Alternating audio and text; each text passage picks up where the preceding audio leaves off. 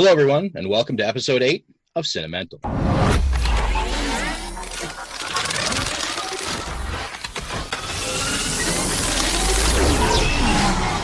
Now this I can do. I can't compete with you physically, and you're no match for my brains. I don't give a crap if you covered yourself in peanut butter and had a 15-hooker gangbang.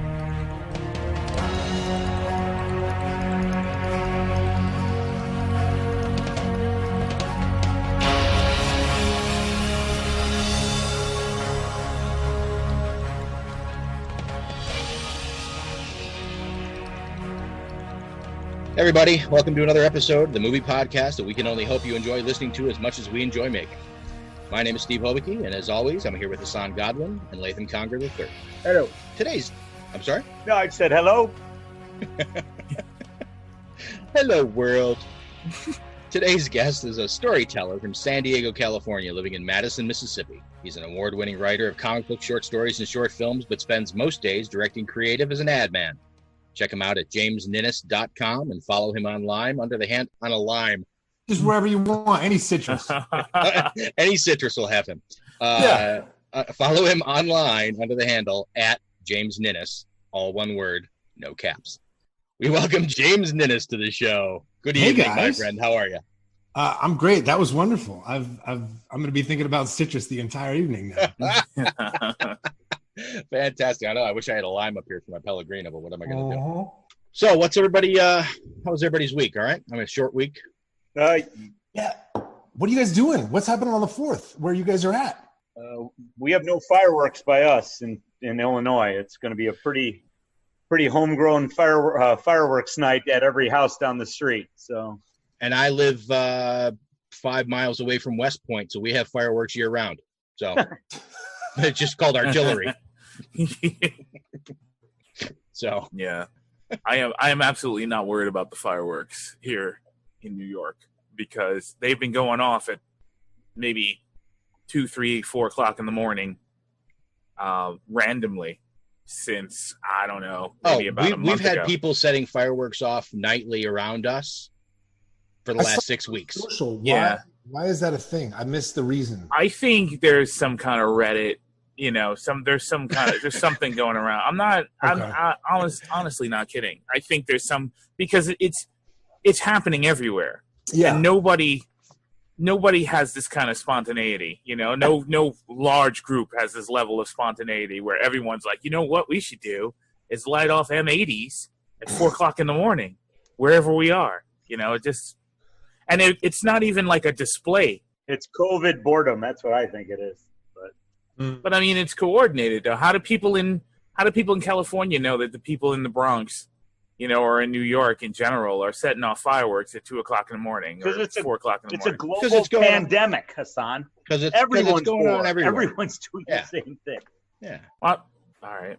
Okay. Just across the board, I think there's a larger percentage of people with a much more inordinate amount of free time, and a lot more people are, who aren't working or aren't paying attention to the clock, and they're up at 2 o'clock watching South Park, and they decide, hey, I'm gonna go light a firecracker. This ought to be funny. If it was a firecracker, it wouldn't be a problem. Well, yeah, true, fair enough. A thing happening here that I'm just too old and out of touch to know about. Like, Yeah, that's how I feel. yeah, I feel I'm missing something. yeah, it's part of some protest thing I don't understand, but I wish them the best. It's not happening by me, so they can keep it up. Yeah, as long as it's only firecrackers. Yeah. Then, That's have at it. That's right. I sleep too heavily to be worried about waking up and woken up by random bursts of sound outside the window. Yeah, so. nothing wake. Once I'm asleep, nothing wakes me up, Yeah. except for the cat jumping on my face. But other than that, Well, that should do it, though, Steve. well, Yeah. but I go right back to sleep. So Hey, don't do that again, cat. after flinging the cat over to the pile of clothes into the laundry basket. All right, so James, one of the things we do on the show is, real briefly at the beginning, we kind of go through and see if there's anything. It's been a short week for us.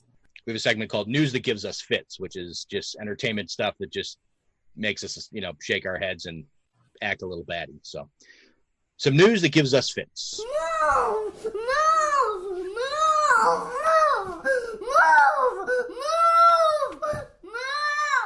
So I have one thing that I ran across this week. So there's a new movie coming to Netflix in July, I believe, called Enola Holmes, which is Netflix has taken the Sherlock Holmes canon, and this is his younger sister, Enola, and so all of the Sherlock Holmes stories, all the original Sherlock Holmes stories, excuse me, are all in the public domain. There's no question about it now. So the estate of Arthur Conan Doyle has taken it upon themselves to sue Netflix over Enola Holmes. So I saw this and was immediately confused because I'm like, how are you suing them? Everything that you're basing their idea on is in the public domain. It's the public domain, yeah. Why, I want to know, because this actually affects a couple of things we're working on with Printed in Blood, where we're building some projects around public domain films and stuff. So apparently the later Sherlock Holmes stories written after World War I, after Arthur Conan Doyle had lost, I believe, a brother and a son, he decided that when he after World War I, that Sherlock Holmes, who had always been very standoffish and very kind of cold towards everyone around him, being the cool analytical guy that he is, decided that he needed to be more human, and he needed to humanize Sherlock Holmes and make him more empathetic and respect women and do all those modern things. So the estate of Arthur Conan Doyle is now stating that Netflix has built their new show more on the idea of an empathetic and emotional Sherlock Holmes, as opposed to the cold analytical Sherlock Holmes that we all know and love, and therefore is now a target for them to sue, And again, it's the guy in the room with the deepest pockets is what it comes down to. I mean, they figure Netflix will write us a check to go away, and this will all disappear. But it never ceases to amaze me. With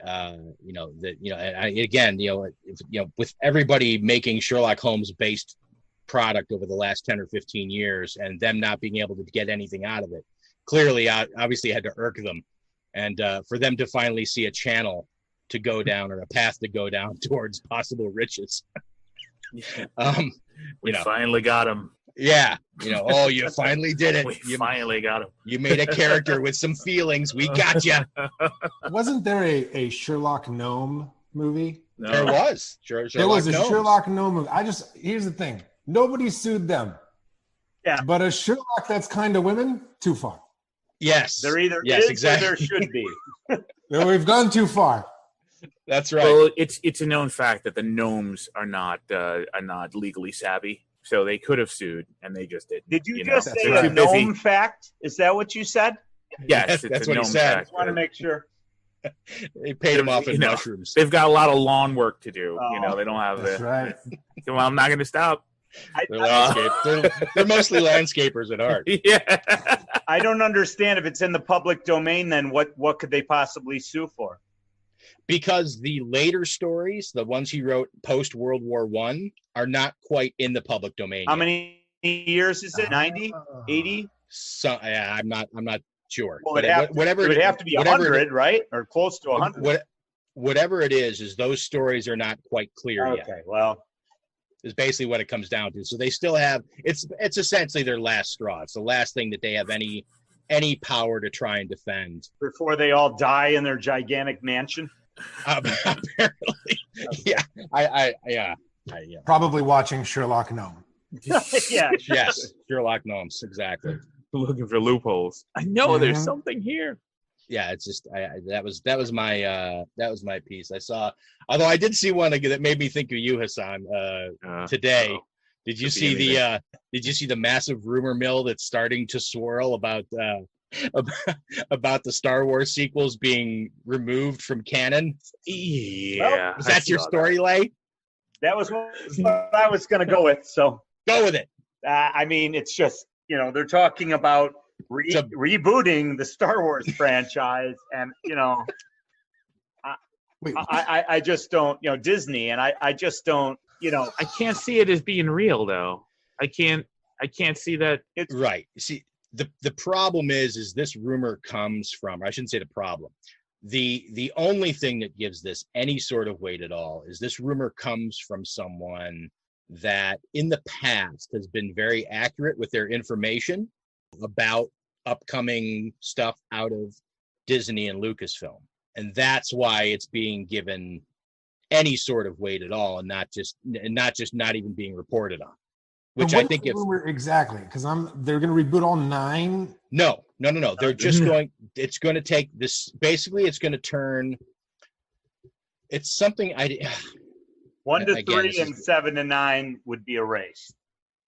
Oh, I didn't actually hear the prequels. I only heard the sequels. I heard both. Yeah, I only heard the sequels. I heard The Last Jedi specifically. What I basically heard was something that had to do with the Emperor has this room full of mirrors that he would go into, and by channeling the Force through it, he is able to open up these pocket dimensions and create these all. And basically, it was going to turn films 7, 8, and 9 into basically Star Wars Elseworlds. That's horrible.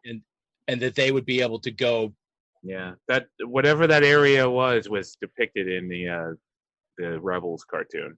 Yes, that's what was referenced in the article. Was that it was partially built around this concept out of Rebels, and then there was something else too. There was like one other bit that was part of one of the other more recent things, like maybe this last round of Clone Wars episodes or something. Could be. I feel like the last 2 episodes of the series were all about retconning what came before, and maybe someone should have learned a lesson. Yes. Like perhaps we just let shit go. Can I cuss, by the way? I didn't. Yes. Okay. Cool. Yeah, let shit go. It's okay. Definitely. Yeah. I mean, I don't acknowledge those 3 movies. I mean, they happened. There's nothing I can do about it. I don't want to do anything about them, but I don't like them. But I don't believe that you could just erase something just because you don't like it. You know, I just stopped there. You know, right around when those 3 start, that's pretty much where I kind of get off the bandwagon. But I don't think you can erase them. I mean, they just happened. It's kind of crazy. And it was 150 different ways to course correct while they were making them, and they decided not to. So they're going to spend another exorbitant amount of money to try to remake them. That's insanity. They might do something like that in the TV shows where they suggest that those movies didn't happen without actually saying them in the process of whatever. But I don't see them remaking episodes 7, 8, and 9. That's Luke slipped in the shower, hit his head, had a dream. Clone Wars made me love the prequels. Why can't they just do something like that with the last 3? There's so much space, Knights of the Old Republic. There's so much stuff that they could go back to. Mm-hmm. Why worry about what's already there? Supposedly, their new expanded universe is supposedly going to be in the Old Republic. It's going to take place way back in the past. So, I mean, maybe they'll make movies from that. But I just don't believe those new movies can be saved, quote unquote, saved. But they happened. So it's just, it's like a bad season of a television show you like. We just got to get through it, If you're in the camp of the people who didn't like them in the first place, because there are millions of people who did like them. So, what's to be? You're not going to win. You're going to erase them, and you're going to piss off the millions who love them, or you're going to keep them and continue to piss off the millions who didn't. So, I mean, you might as well leave it where it is. You made your money. I don't think it's affectable. I don't think it doesn't. It doesn't matter what they do with the property. They put out anything, it'll be watched. That's how ingrained it is in the culture. I mean, except for Solo. Yeah, but even that did well. It still made money. I mean, it did. It did, but it didn't make enough. They're gonna spend $200 million a movie, and they're gonna make back $1 billion on it. So I mean, for them, it's they're like, who cares?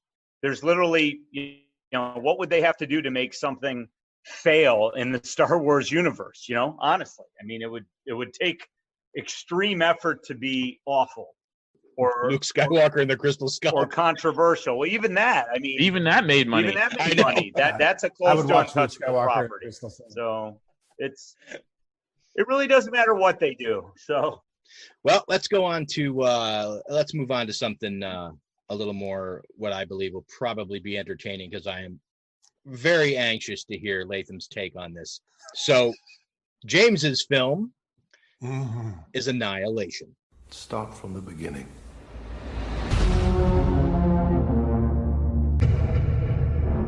Let me see him. He was extremely ill. You have to tell me where he was, what he was doing. It was his decision to go in. It's something they termed the Shimmer. We've sent in drones and teams of people, but nothing comes back. But something has. You need to know what's inside. So do I. It's beautiful. It's destroying everything. It's not destroying. It's making something new.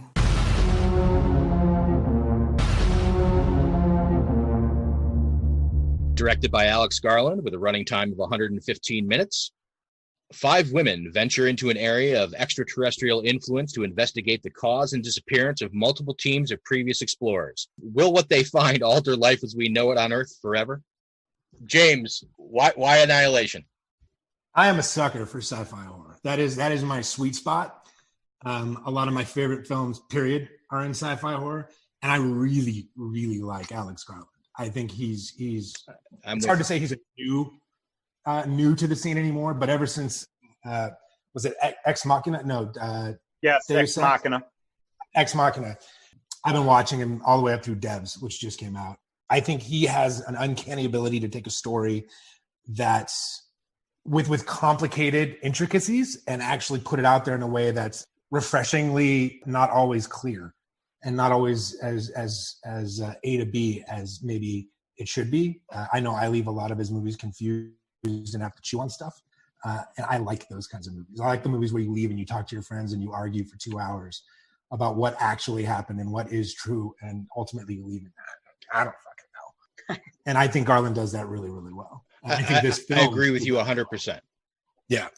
I'm a big fan of Alex Garland. This after I saw Ex Machina, it actually drove me back to his debut novel, The Beach, because I had never seen the film, but I read the novel first just because I knew it wasn't sci-fi. I knew it wasn't but it is one of the best books I've ever read. And I eventually saw the movie, and the movie was fine, but that book, if you haven't read The Beach, Hassan, have you read that? No, I haven't. I think you would really enjoy it. All right, it's on my list. Latham, you had not seen this, correct? Right. I just watched it for the first time yesterday. Okay, so Zahn, you'd seen it. Yes, I have. Okay. I have seen it. So Latham, will go with you first as being the only virgin to the Annihilation story. Well, first of all, real quick, has anyone here read the book? I have. All right, so 3 of us have. Okay, Latham, go ahead. Yeah, I've heard the book is completely different contextually. Like he did the best he could with unfilmable material. Is that close to a fair assumption? I mean, some of it is obviously filmable, but it's a different movie than a book, right? Yes, and there's a specific reason for that. What is that reason? The reason is he did not want to, when he went back to write the screenplay, when they bought the rights to do this as a film, he didn't want to make an exact version of the book. So he purposely did not go back and reread it. He wrote his screenplay from what his memory of the book was. And that's why there's so many differing, the core ideas of this are there, but there's a lot of difference in what happens in the book. Let me tell you something. I did not read the second book or the third book in the trilogy. James, did you finish the trilogy? I barely finished the first book. I'm sure we'll get into that later.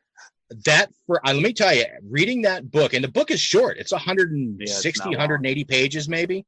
It is one of the single most frustrating things to read that I, as an adult, I have ever put in front of my eyeballs. Yeah, that would be my assessment of it as well. I know I have friends of mine who thought the movie was confusing, and I'm like, don't ever go near the book. I go, it will make you angry. Latham, the movie. Well, because I know you have feelings about Ex Machina.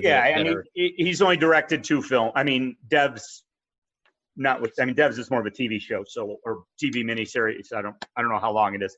So he's directed 2 movies. I had a problem with Ex Machina. I thought the first 2/3 was great, and the last third was a big letdown. So I tried to erase that and not be partial going into this as him being the same director of this. So while I was watching it, I started to see similarities. We have a brilliantly shot film that looks awesome. I mean, he gets it. He gets how to set his art direction, his mood, everything, and keep it uniform throughout. And that may sound like something everyone can do, but in hard-edged science fiction films, I don't think that's an easy task. And he also, he's taking on what most people are calling a unique science fiction idea. And that's why a lot of people like this movie, like it, is because the basic science fiction story behind this is somewhat unique and hasn't been done before. Maybe aspects of it have, but not everything. Agreed. So, I'm watching it and love the first third, love the second third. And then, I don't know, if you're going to put this much effort into a film looking this good and setting up a concept that grips you and grabs you and has you as you follow the characters into it, I just have a problem with some of the plotting of this. And I think that ultimately what bothered me and made me not like it that much, I mean, my rating for it's going to be 2 3/4. We talk about high rate stuff. So I'm not even going to give it 3. I really don't like the last half hour. The effects in the lighthouse, I don't know. It's like they took a step down when I don't know. We're spoiling now, right? So I guess I should say spoiler. When her mirror entity comes to light, I just didn't buy it. I felt like I was watching a video game and no longer watching a visionary movie, and that really bothered me. I don't like simple plot conceits that can be fixed with writing. Suddenly, can you give an example? Yeah, when the 3 girls are all tied up suddenly, and the one girl has the other 3 tied up. That was bothersome to me. I don't like how you have this mirror entity that's mirroring everything she's doing, and then somehow she suddenly finds a way for the entity to not mirror what she's doing and get away. That bothered me. I don't like the movie's main theme, at least for me. I mean, I read a little bit about the themes of it online. One was it's all a metaphor for cancer, which I'm not buying that one at all. The more clear one is that it's as human beings and people, how we self-destruct and ruin ourselves. And yes. If that's your theme, why aren't you ending it with her doing that with the grenade at the end? I mean, I did not like the last scene. I don't like how it ends. I think that's just been done before in so many different types of movies. I didn't think that was revolutionary or special or the way it should end, with now these 2 new alien entities existing, and now they're going to figure out what comes next. I mean, that's the opposite of Annihilation in my point. And I don't want to trash this too much. I enjoyed a lot of it. I enjoyed certain scenes. The scene with the bear thing coming in while they're on the chairs, that's an awesome scene. Hell yeah. I like a lot of the subtlety where what's her name, Tessa Thompson, starts turning into a tree or a flower or whatever, and then you never see the end of it. That's cool. I really like that open-endedness. I think that's what James was saying too. Like he tends to not reveal everything at times with his films, and I like that a lot. I just in the end, I wasn't all that impressed with what I was watching. I think someday he's going to make a great film, but if I were him, you got your detail, you got your special effects, you got your look, you got your idea. Just get that script rewritten one last time with that plotting. That's what I would say. Let me ask you a question. And I know prior to this you had issues with Ex Machina. So what I'm wondering is seeing his potential as a filmmaker, going into it and kind of knowing the level of positivity that his films generally hold, as far as reviews, critics, fans, whatever.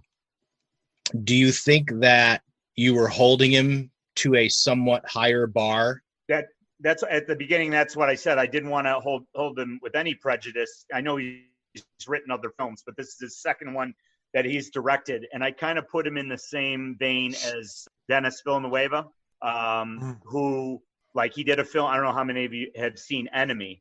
I don't think Enemy is a great film, but it has aspects in it that It's Jake Gyllenhaal, right? I'm sorry? Jake Gyllenhaal? Yeah, with Jake Gyllenhaal. Hell yeah, Enemy. Have you seen that? Yeah. Okay. Have you two seen it, Steve? No.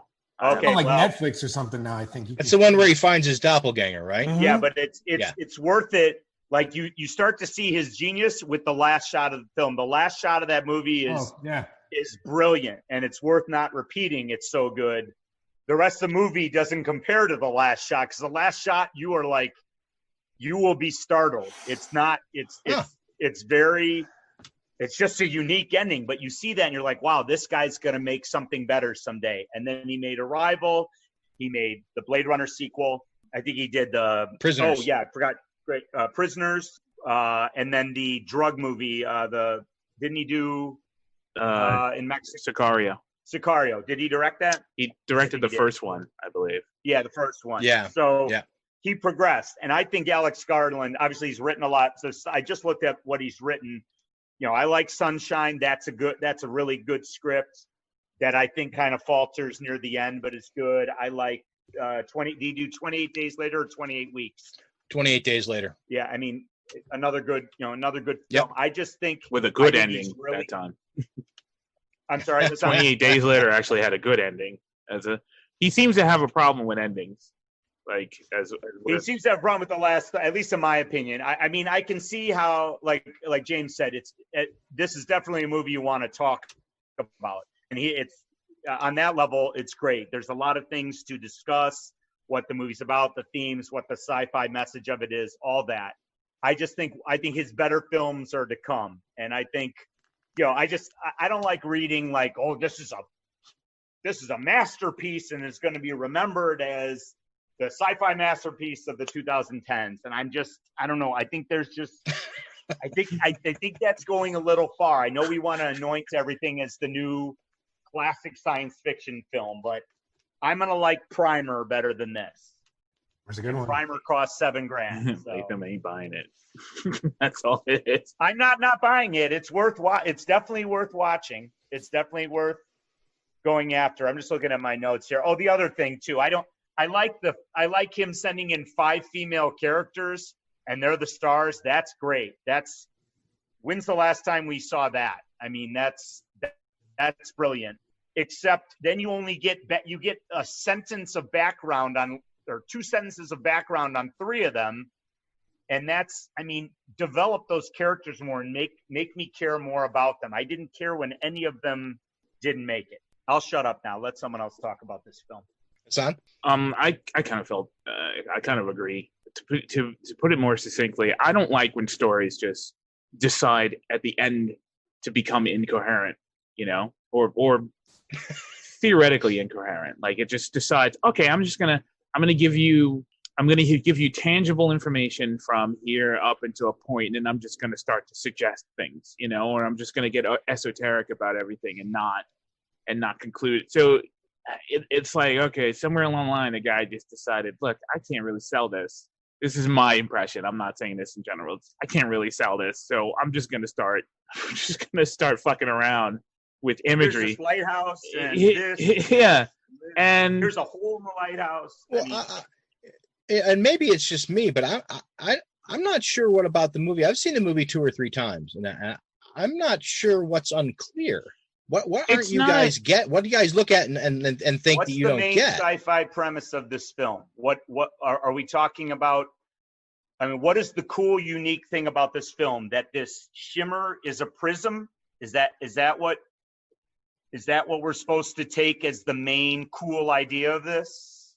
I'm literally asking. No, obviously a meteorite crashes into this lighthouse, and the alien intelligence, whatever you want to call it, starts to basically terraform but its version of terraforming is essentially, what they start trying to dissect as they go in there, but they can only look at it from a human being standpoint, because that's the only data sets we have to apply to it, is what we know as human beings. Okay. And I feel like that's fine. You know, if that to define what's going on for the viewer, you're going to have to go that direction, because what are you going to do? Give them, you know, gibberish, you know, as your explanation? Well, Arrival did the same thing. I just think it did it better. And even though I didn't fully understand Arrival until after I read about it afterwards, it made more logical sense. Whereas this, I don't know, it just seemed, I agree with Hassan in that it just seemed like, I haven't read the book, so I don't, and like he said, he only read it once. And it makes no difference. It honestly makes no difference. They're not going to help.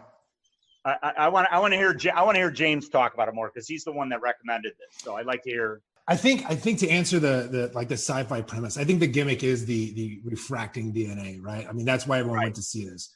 You saw the trailer and you saw the deer with the flowers on the antlers and the albino alligator with the crazy teeth, and you see all these cool gimmicky things. That's what's going to put, you know, butts in seats. Unlike it's not destroying, it's making something new. Yeah, you know, that's the visual part of the film, right? Which the book doesn't have. Like it's not as visual. The book is not as visual as the movie, right? It just wow. Okay, interesting. So they not even close. That is upped up a lot for the movie. If we're talking about themes of the film, I think you nailed it with self-destruction as an overarching thing. I would argue that this particular movie is not about the meteor or the aliens or even self-destruction overall, but the one character overcoming her own tendency for self-destruction, right? I mean, it starts with her cheating on her husband before they even get there, right? She sabotages her marriage, right, in a way. He leaves her, she feels guilty. He comes back, he's broken. She goes in to chase it to try to fix what she broke. On the way, she sees these other people breaking, and she actually encourages them to break so that she can move forward, right? She's continually fucking people over to get to the end, and she doesn't care if she dies, right? She just needs to know the truth. That's her goal, is getting there. Yeah. Now, what's interesting to me is that she finally gets to the end, she gets the lighthouse, and she has an opportunity to die and chooses not to. She has an opportunity, she has learned the truth, as much as anybody can learn the truth in this particular setting. And she has an opportunity to end just like her husband. And she sees, she is relieved of her mission. Her mission was to save her husband, and she is relieved of that mission when she sees the video and her husband is no longer there. She now has no reason to feel guilty. She is relieved of her guilt, right? She can still feel bad for what she did, but she can't save the man she came to save. All of that is gone. And yet, she struggles to go through and survive, because ultimately her survival is stronger than her self-destruction in that moment.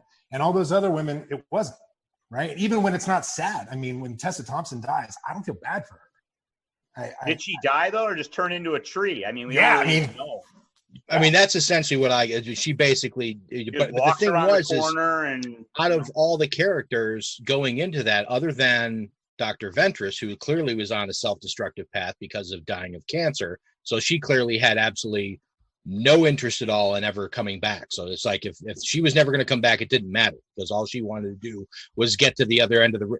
But Tessa Thompson was a cutter. She was cutting because she didn't feel anything. You had the lady who lost her daughter. There was the other one who I forget what. She was a paramedic from Chicago, but they never gave her any sort of like. That was a problem too. A paramedic from Chicago disabling 3 people and tying them up. Just make her a soldier. I think they mentioned she's ex-military though. Did she? Yeah. Okay.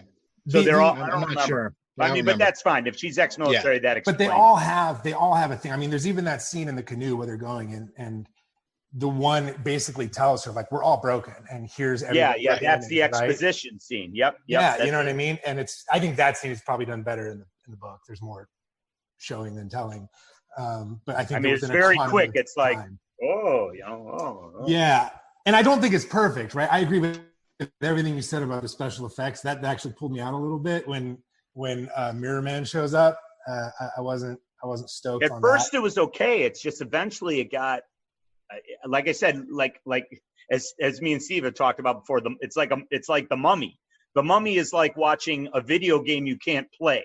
That's how I feel like when I watch that movie, and that's how I felt at the end of this. I wanted to pick up a controller and do something. And it was, it's not bad effects. It just seemed like a level below the rest of the film. It felt like less time was spent on that than the rest of the movie. Exactly. Yeah, and I think that's fair.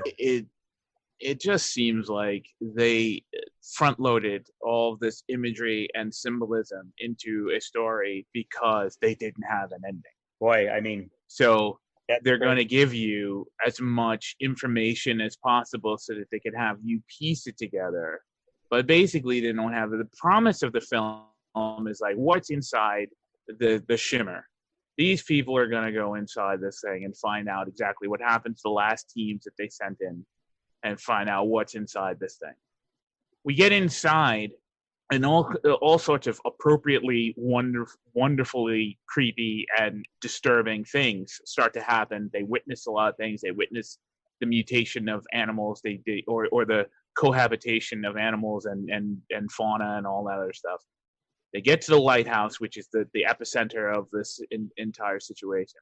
And then it just starts to get impressionistic instead of, in my opinion, instead of revelatory, right? Except for when she saw that her husband had blown himself up with the grenade.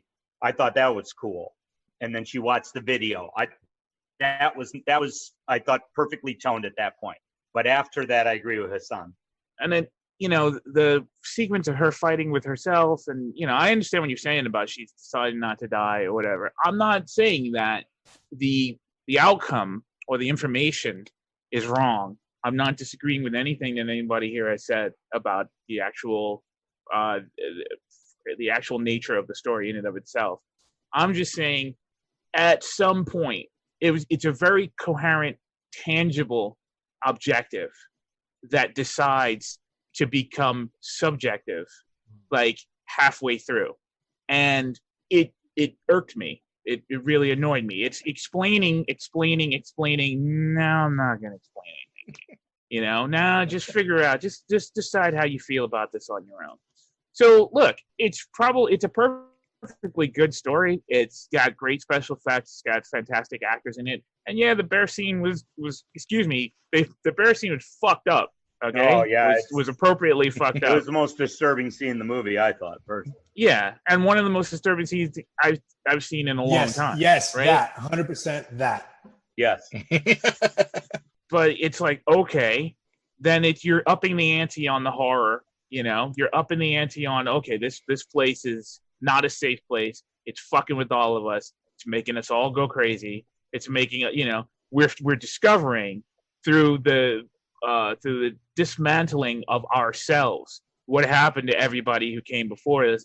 And because of the nature of how we're researching this particular thing, there's no way we could get a message out to let everybody else know that you shouldn't be coming in here, and that eventually this thing is going to spread across the planet and take everything over, which would have been a fantastic ending. But instead, they just decided, I'm going to burn the whole thing down and I'll destroy the shimmer.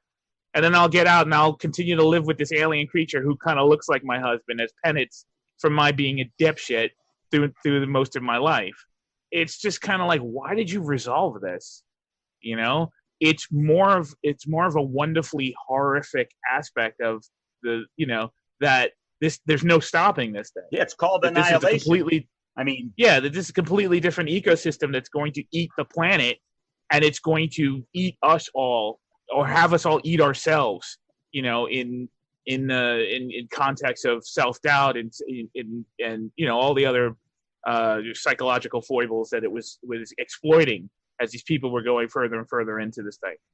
And then it just kind of I'm going to resolve it with a grenade, and it was, to me, it was like, okay, somehow she maintains most of her humanity. She's still mostly intact, even though everybody else is coming to pieces while being in this place. You can argue it was because of her own self-destructive mentality that kept her intact. You could make a whole bunch of other observations as to why, but there's no physical explanation given to why she is still of sound mind, or sound enough mind to make decisions.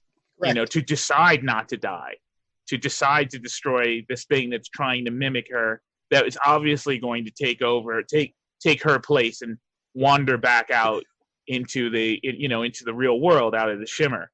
And then the fact that it resolves itself, that it ends, and that it's just that she destroyed it, just kind of like left me with all right, what was that about? But then she's still alien at the end. Now she's got it in her, or whatever that is. And I guess it's saying that eventually they're just going to take over. Yeah, I guess.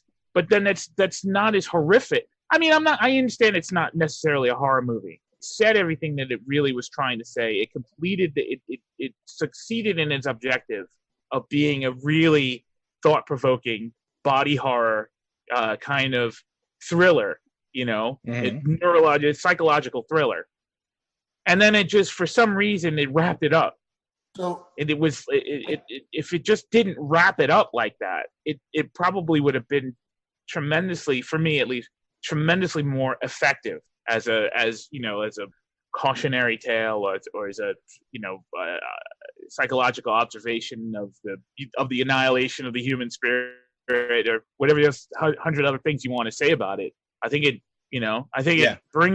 asks a lot of fantastic questions, but I think the way it just decided to resolve itself, it's like a zipper. They just zipped it up at the end, and then just and then gave you a wink and a nod that it's not really over, because she is it is in her now, and it is taken.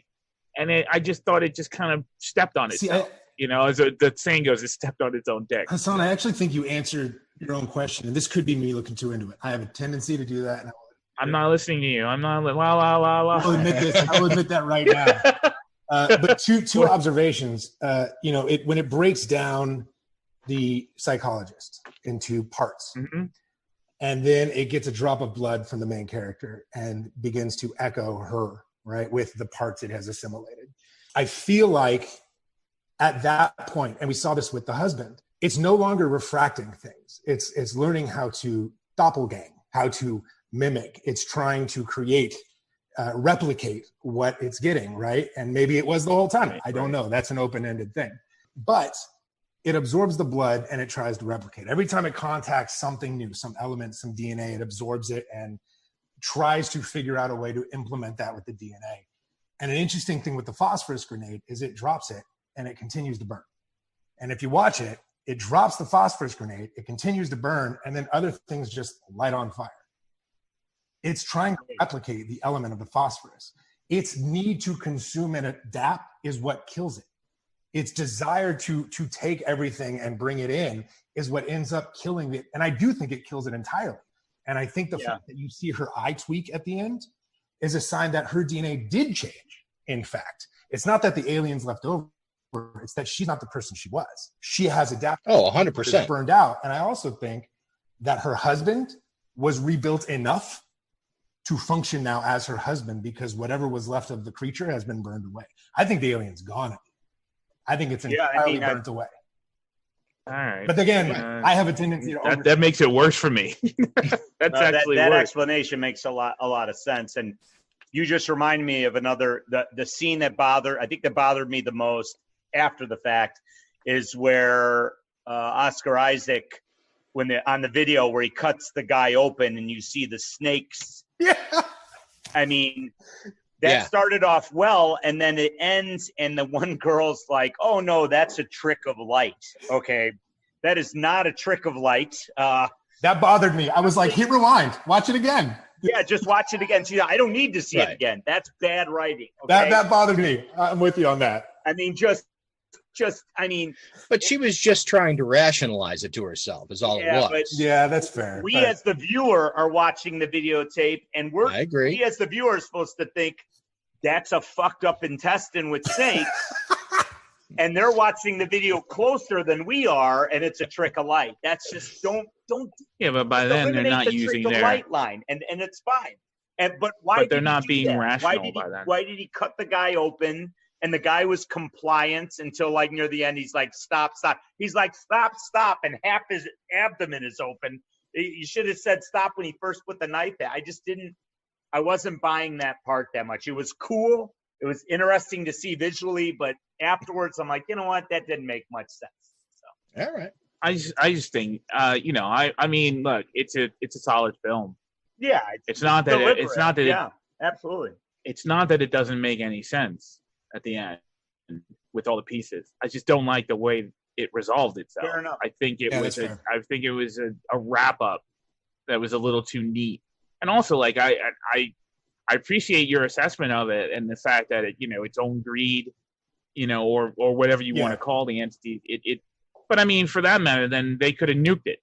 They said, they could have set the whole thing on fire, and then it would have resolved the situation. You would have think they would have started with that, especially as brutish as we tend to be in things with things that we don't understand. You would think that we would have started with that. Yeah, I don't know. But it doesn't Nuke matter. It's like a last option, though. I didn't mean nuke. I mean, I just meant set it on fire. Send some flamethrower dudes in there.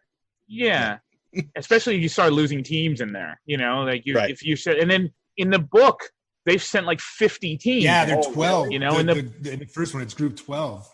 You're right. Yeah. Well, but it's a lot. Some astronomical. Yeah, some astronomical number before you just decide that you've had an unprecedented loss of life in this thing, and maybe that's not the way to go about.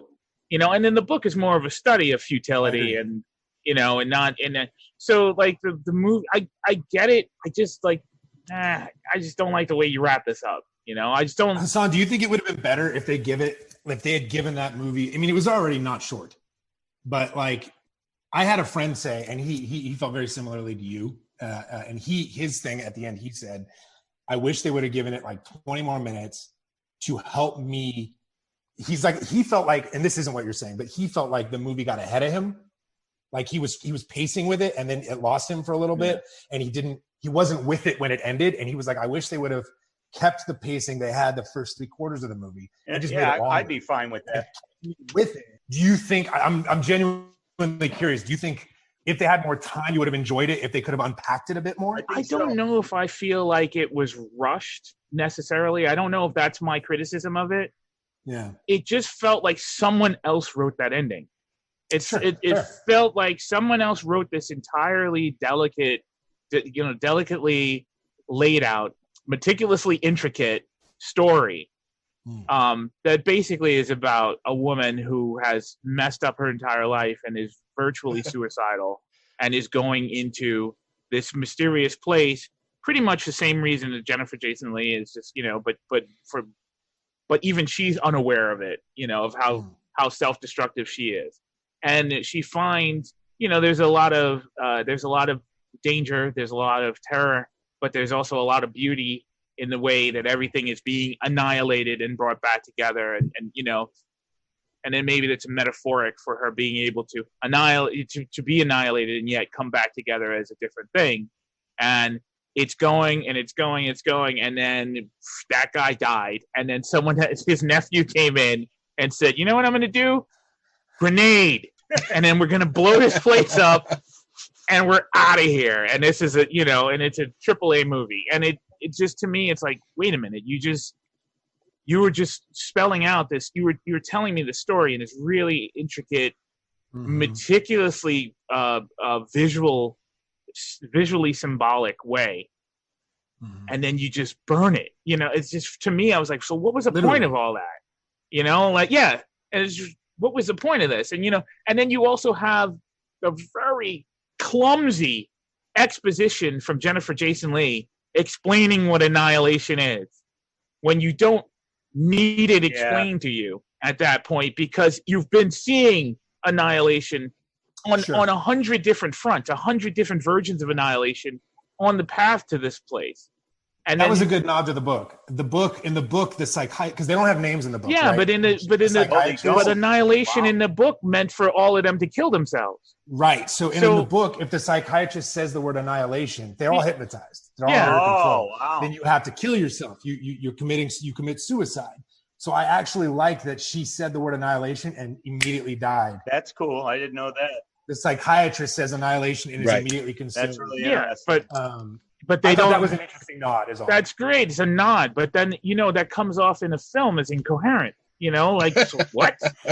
It's like, so it's just, I just don't understand this. If you're gonna be esoteric, be esoteric. If you're gonna be straightforward, be straightforward. If you're gonna have exposition, then that exposition better explain things. You know, it's the I same. agree with you. I don't think it bothered me the same level. Well, obviously But not. I agree. Obviously not, because you enjoy it.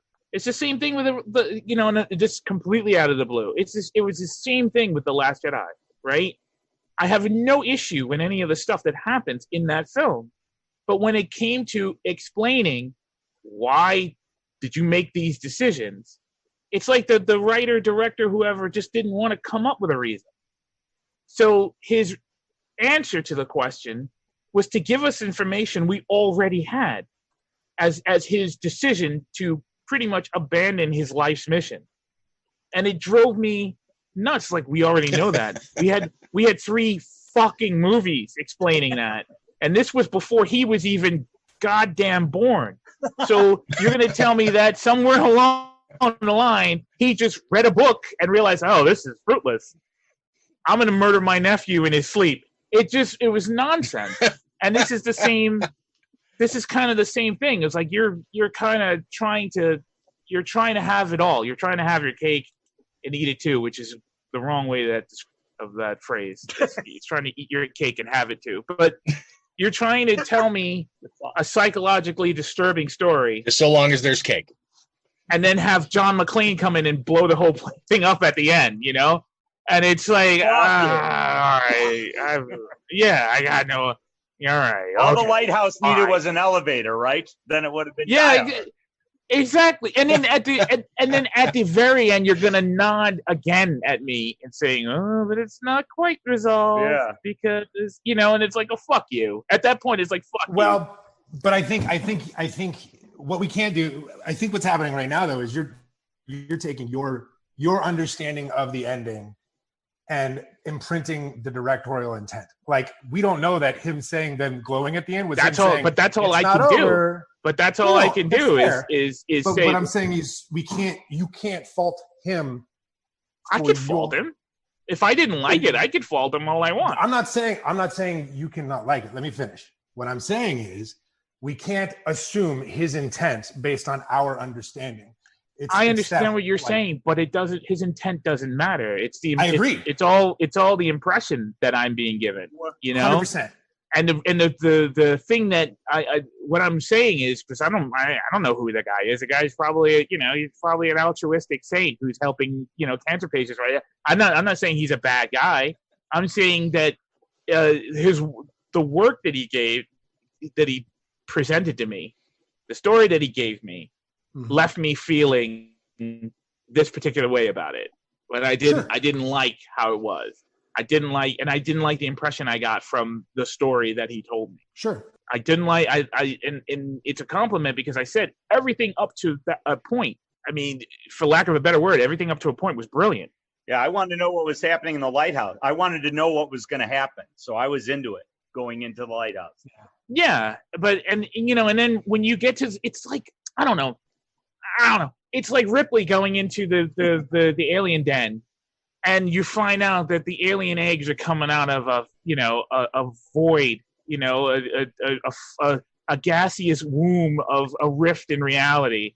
And they're like, wait a minute, where did everything was tangible? Don't suck me into this argument by using aliens. Yeah. I think I'm manipulating the board. I feel like the gap you're describing, the logic gap you're describing, is just not one I experienced, and maybe that's my fault. No, it's not maybe fault. It's perception. Yeah, but you're describing a lot of gaps when you talk about like the Luke Skywalker comparison or a gaseous alien. It's not a comparison to Luke Skywalker in the sense that it's the same thing. I'm right. Using the Luke Skywalker thing to explain that when you set out to explain, you should explain. If you set a character aside, say the Jennifer Jason Leigh character, if you set a character aside to explain what you're seeing, and then you make her dialogue just as esoteric as the visuals that you're getting, then you didn't need her to be there at all. You didn't need her because she served no purpose, because she didn't explain anything, other than to pretty much describe everything that you're seeing, and then, like you say, until you've read the book, and then topple over and die with no explanation. Maybe that was like an Easter egg for the book readers. Maybe that was like... Well, but she has the line about not knowing if it even wants. She thinks she knows what it wants. She doesn't know what it wants. And I appreciated her confusion at the end. So I just disagree with you saying that she doesn't add anything. And that's okay. We don't have to agree on that. I get it. But like, I found value in her speech. And so I'm okay with it. And that's fine. We can just agree to disagree. Yeah. I didn't know we were agreeing or disagreeing or anything. I thought we're just giving our impressions. I mean, you don't have to defend it if you liked it. I'm not making any accusations about anybody who liked it, you know? I'm just saying, Good, because I like it. It's the process. I don't feel attacked at all. Yeah. I mean, anyone can like it or dislike it. That's okay. I mean, I would definitely recommend anyone to watch it. And that's an important aspect of any film, is some you would not recommend for people to waste their time on. I didn't fully love it, but I would definitely want other people to see it to get their impression of it. And I think that's important. And that to me is a different level of accomplishment with a film. Is you can make a film that is both entertaining, interesting, and will cause people to have conversations, deep conversations they believe strongly about. Sure. After it's over, then you've accomplished. You know, that's it. It's like being a 5-tool guy in baseball. You know, if you know baseball, it's having everything you hit every single spot. You know, and most directors are lucky to be able to hit 2 or 3 if they're in a really successful film. A lot of films out there that are really great movies are just there to entertain. You walk out and you're like, that was a great story. That was I loved the acting. I loved how everything wrapped up. Boom. I don't have to think about it again. Yeah, it'll win Best Picture. Great. Fantastic. But, you're not going to get into a long, involved conversation about it because there's nothing deep to dig into. Everything there is there for you to ingest and to... Exactly. And the one thing I do like is a director who is willing, as he is in most cases, to not give you all the information purposefully. I like that idea. I like the idea of not dumbing down, which is something that's happened. What? What did I do? Nothing. I want to ask. Everything is fine. I want to ask. Please continue. I want to ask James something. Please continue. I want to ask James something quick, Steve. Is that okay? Go ahead, Lay. Yeah. Sure. James, are you a fan of David Lynch films? Because a lot of his stuff is like he won't explain what's going on. You get the bulk of it, but you don't get, like Mulholland Drive. He's like, oh, it's all there. You just got to figure it out. It's all there. And no one knows what the fuck. Okay. So yeah, I am a fan of those films, but more because I enjoy the chaos they bring. Nice. Than the film itself, if that makes I don't think I've seen any David Lynch film more than twice. Interesting. I don't rewatch them because I find supreme artistic vision in them. Yes. Although I almost think the chaos it brings is its own artistic thing, which I suppose someone could make an argument for. I've never heard it described that way. That's a unique way of talking about Lynch films. That's cool.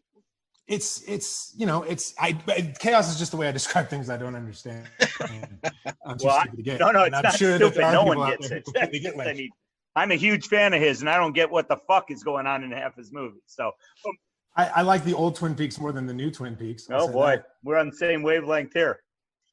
Yeah, I really enjoy, to Steve's point, and the conversations that we're having now, especially me, Hassan and I really like this, you know what I mean? I like having these conversations, and I like films that inspire conversations where you disagree. Absolutely.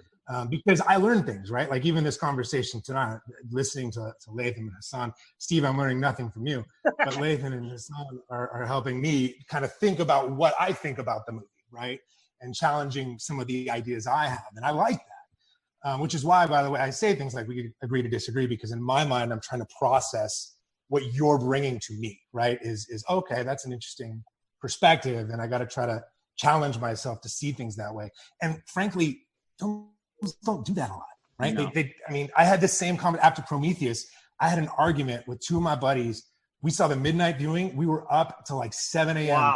arguing so stupid about Prometheus, and it was great. And it's one of the fondest memories I have of going to a movie, and it was fucking That's Prometheus, awesome. right? That's awesome. That's really funny. Hassan and I went to a midnight showing of Prometheus. We did not stay up till 7 arguing about it, but No. There were a lot of passionate Alien fans in that, and apparently we liked it for very different reasons. yeah. But I did get locked into that in the mall though that night. Did you They really? they closed the garage. They put a chain up on the garage when I was trying to get out. So you went to leave where you were parked. You couldn't get the car out. No, I had to lift the chain. Oh, I had to have. No, Jennifer was with me. Oh, that's that's so right. I That's had- right. So I had to lift the chain up and then drive through, Oh. and then I had to hold the chain up so she could get her car through. It was crazy. I question the effectiveness of these chains. Yeah, well, It was only for people who are by themselves.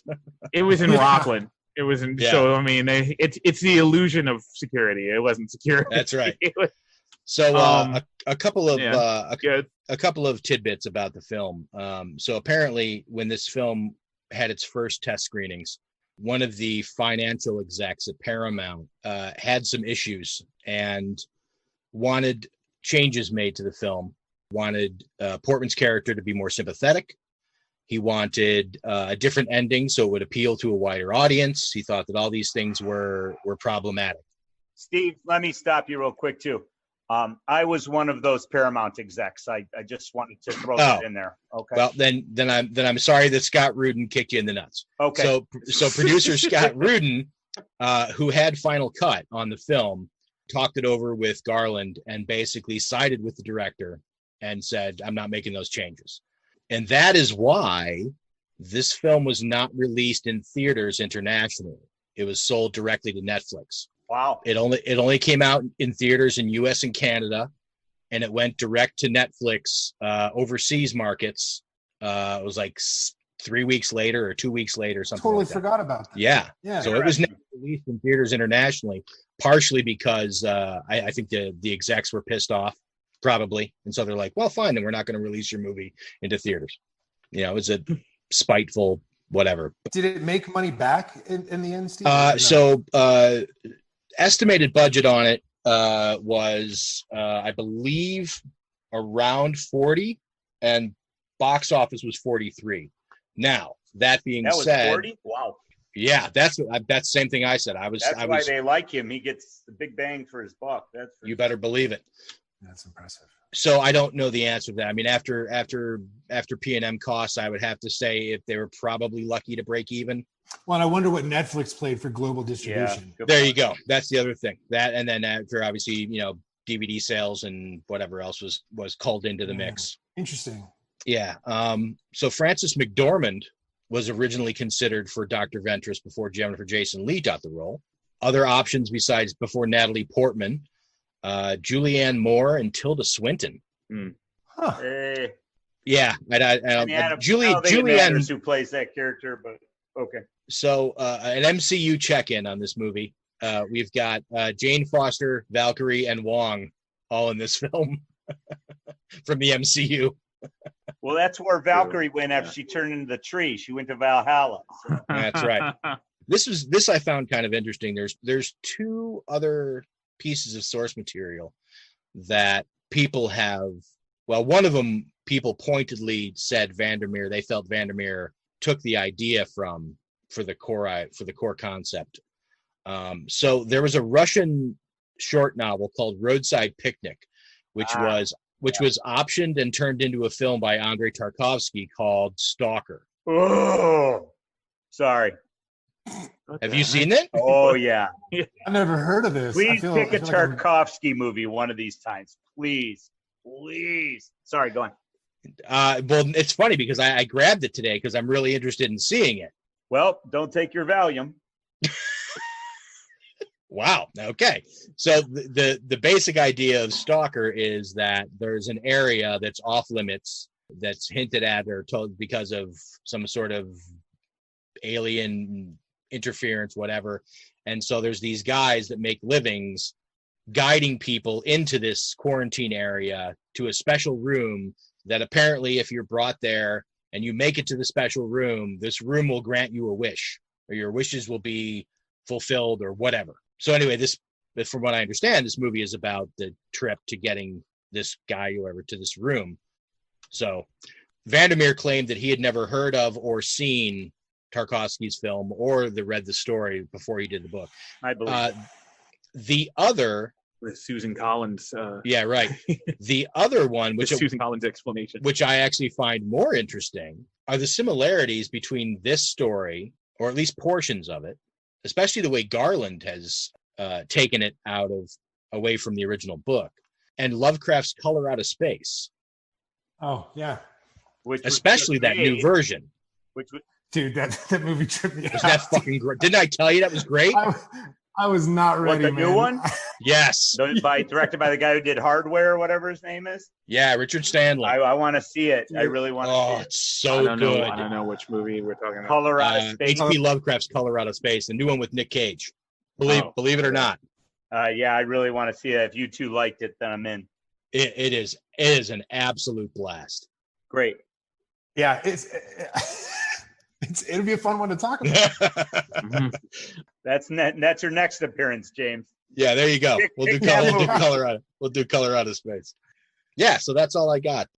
Hold on a minute. I do think that we should probably go down the tubes. And again, the internet is not something that you just dump something on. It's not a big truck. It's a series of tubes. I just let them so lined up. All right, so you all have the posters. Annihilation's going to take some time because there's 50 of them. Wow. Well, let's get on that, Stevie. Yep, right there. Everybody got them?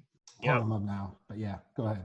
All right, so the first one is just the U.S. advance. It's also this image was also used as one of the main release posters as well. This is another one of those movies that beyond the domestic image. The next one was part of the program once they had announced that Netflix was going to take it. This was a Netflix promotional image. I don't know that this was actually made as a one sheet, but it's one sheet in scale, and so I think this is probably used anywhere that anyone would have used a one sheet image as promotion and marketing. They just did this for the international markets. But that image there is the one that's kind of used the most out of any of the poster stuff for the official release. And it also, the little tagline supports the theme of it being about self-destruction too. So Right. And then the next one is the German version, obviously, with just it in German. I found 2 or 3 versions of this poster that looked literally exactly the same as this, and they just have all the information is just in whatever languages. So the next one is China did actually a bunch of posters for their release there. There were multiple images, plus they did a full string of character posters. So if you go past 3 to 4, I only put in Natalie Portman, Oscar Isaac, and Jennifer Jason Leigh's posters, but there were posters of all 5 women and Oscar Isaac that were done. So there was a whole line of character posters. Why Oscar Isaac? Just because it's Oscar Isaac? Probably. I mean, he's second billed in the movie. So I don't feel like he should have been, though. Yeah, I agree. Yeah. They're not really flattering Jennifer Jason Leigh here with this poster. Okay. It's like I just came out of a meth lab. Seriously. I mean, come on. Well, that and the other interesting thing too, I found that they did the thing with Natalie Portman and Oscar Isaac where they did the little trick to the eye, but they also did it to Jennifer Jason Leigh as well. Now, the one thing I didn't do is look at the other poster. I'm assuming all the posters they did that to the eyes on all of them. I guess. Well, it would make sense. I mean, they all get touched, right? Yeah, exactly. Once you cross that barrier, it's pretty much. That was the one thing about that movie. That the one thing that I thought was actually really interesting was that they show them kind of walking in, and the next scene is them waking up at the camp, and they're all like, "How the fuck long have we been here?" No. What's more important than that is what the next scene is actually her affair. That's right. She walks in, and the first thing you see is her having sex with not her husband. And then she wakes up. All right. Because they didn't have a good transition there, so they used that for that's a good point. Or it's the beginning of her self-destructive behavior. I know Hassan thinks I'm right. Yeah, that's. So we'll just move on. So from there, we move directly into the fan-made posters. So this first one is by Adam Juresco, and it's Oh shit. it's just it's the guy who was in the swimming pool. Yeah. That was my favorite design of the film, or Beautiful set design. set piece, yeah. The way it told a story of his like movement and suffering. Yep. With absolutely static. You can see. I've seen comic books. I've read a lot of comic books, and they can't tell as much motion without movement as this set piece did. Yeah. I mean, it really just. I don't know. I can't praise that moment. It was stunning. It was absolutely stunning. This poster reminds me of Midsummer. Yep. Lots of color. Yeah. The flowers. So the next one is by Andika Pilot. And this is just a photoshopped photo montage. Yeah. Brightly colored. Next one, Andrew Rowland. He throws. Wow. Yeah, this one actually reminds me a little bit of, there's a guy, an artist who we work with a lot named Chris Malbon who does imagery a little bit like this. He kind of got everything in there. It's great. I love this. This should be the poster. Guys, we never even talked about the tattoo. Yeah. How she ends up with her friend's tattoo by the end of the movie because it's not her friend's tattoo. Isn't it one of the other girls? It's the girls in the swamp. The other girl, without going back and looking again, I don't know if she has it going in. She doesn't have it going in. I know. No, not Natalie Portman. Oh, the other girl. Yeah. Because if you notice, the guy on the swimming pool wall that we were just discussing has the same tattoo on his arm. Oh, that's cool. That's a nice little detail. That. And it's a snake eating its own tail. It's an Ouroboros. Yeah. I like that. It's in the shape of an infinity. Yes. Like, usually Ouroboros is just the circle. Yep. This Ouroboros is actually in the inverted infinity symbol. Correct. Infinite I like destruction. How the O in this poster is the dude in the wall. Yeah. Oh yeah, totally. That's awesome. This is a great poster. Yeah, this is a good one. I like this. Yeah, he put some thought into it. Love it. So the next one is Ashraf Omar, much more designy. But I do like the fact that it's hand drawn at least and not just a photoshopped image. Yeah. Well, I don't. Yeah, that's fine. What do you know? The next one's really good. Barrett Biggers. Oh man. Yeah, dude. Jeez. That's just a fucking great image. Holy cow, man. Steve, It took me 50 years to draw this. We didn't talk about the house either. The house mirroring her house? The house is her house. Yes. Okay, keep going, Steve. You're doing great. I didn't notice that. You guys didn't notice that? When they walk into the house where the bear attack happens, when they walk in, outside is her house too. Yeah. When they walk in the house and outside, because they walk up, and then where it really hits you is when they walk in to the foyer, and the stairwell is the same exact foyer that the husband appeared in and walked upstairs when she was painting the bedroom. Yeah, I missed that. That house that they say is a mirror of her house. The exterior shot is literally the same angle they show her house. Just overgrown. Just it's completely overgrown. The same shot. Yeah. She just dropped a grenade to fix everything. You're getting close to gaining a quarter star here. Keep talking. Next is Bella Grace. Nice image, nice colors. Builds everything in around the Ouroboros design. Yeah, that's neat. Uses the alligator head as the eating side of it. It's smart. Yeah, smart one. Clever. She's a really smart designer. She's got some beautiful work. Nice. Can I just say that I like that this doesn't have what's his face? Oscar Isaac? Yeah, I actually really like Oscar Isaac. I just don't So do think he I. needs to be in all the promotions for this movie. I actually rewatched Ex Machina today just because. Yeah. Still love it. He's better than that. He was filming this movie while he was filming The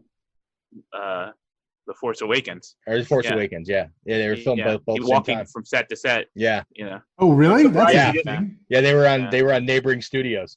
Yeah. I'm surprised he didn't get confused. Wow, he didn't have any dialogue in almost either movie. Yeah, he had like 3 lines. Thanks, buddy. Good point. Our next image is Brian Lenning. Pretty simple, straightforward. It's with the design laid over her face here. It's funny. Probably because I was just talking about Ex Machina, but just for a brief second when I looked at it, I saw Alicia Vikander and not Natalie Portman. I like the oil on the dark side on the left. Yeah, like the oil that you see in the water and the mist in the place. That's a nice touch. Yeah. Cool. Next one is by Chelsea Kerr. This one is not good. Well, I mean, it's fine. It's I think what happened is why there's so many of these is I think that one of the poster companies had a contest that for the European or for the UK release, and Garland was probably going to pick a winner or something. That's why there's so many of these. A lot of people did posters for him. This next one by Chris Skinner, Skinner Illustration, is just bonkers. It's a little bit. A lot there. Yeah, it's a lot going on. Is this the first one with the flower people in it? No, the other ones have added too. They were a couple in the background, but there's a couple of really cool flower people ones in here. Oh, he's got the cells replicating in the middle. Yes. Dead center. Yep. Yeah. Okay. Chris Skinner is another one who puts a lot of effort and does a lot of design work. This next one is by a guy named Christopher Shy. And if you look up Christopher Shy's work online, he works under a thing called Ronin Studios. This is probably one of his weaker pieces. It's in the same vein of what he does as far as other movies, but he's done images for The Fog, The Thing, and that were just absolutely amazing. This one's good too, I think. This one's fine, but for me, when looking at this in context with what his other work, it pales in comparison. For just if you wrote Prometheus where it says Annihilation, it would work. It would work. That's not saying it's not good. No, I understand. It feels interchangeable. It feels like a different movie. Like the visuals here don't remind me of Annihilation. Like Annihilation colors and pop and. Yes. This is very much more along the lines of what he normally does. Very monotone in color and scheme, and with just hints of things here and there. It's cool. I like it. Yeah. David Basson's image. I like this image. It's simple. It's straightforward. I like the idea. Skull, dude. Huh? The bear skull coming out of the plant. Yeah. Yeah. I like this flower in the lower left with the teeth on it too. Yeah, totally. He's got some little things thrown in here and there, but I just like the way this was put together. The next one, meh. Dawn of Kaiju 17. I couldn't find the artist's real name. Looks like the cover for like the book adaptation of the movie. Yeah, it's kind of what it reminds me of too. What movie did that? There was a movie that was adapted from a book that did a book adaptation of the movie that was different than the book. Oh, they just did like a true of the screenplay rather than the actual book. It was actually a novel based on a movie that was based on a novel, but not the novel. I know they did that for V for Vendetta, because it was based on a graphic novel. They made a movie adaptation, and then they made a novelization, but of the movie adaptation, not of the graphic novel. So it was just weird. They don't do that too much anymore. They don't make novelizations of films anymore. Nah. Don't market.